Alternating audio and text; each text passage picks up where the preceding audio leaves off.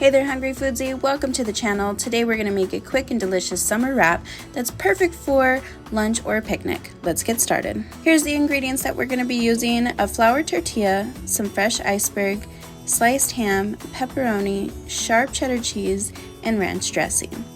First, you're going to lay down your tortilla on a flat work surface and then add your iceberg lettuce.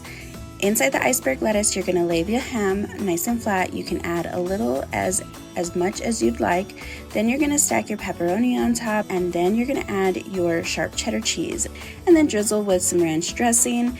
This wrap is going to be super crunchy and super flavorful.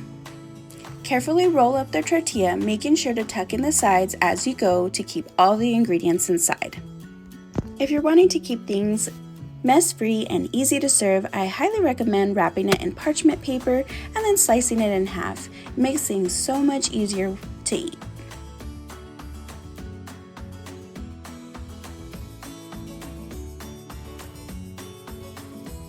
And there you have it, a simple, tasty summer wrap that's perfect for any occasion. It's a quick make and packed full of flavor.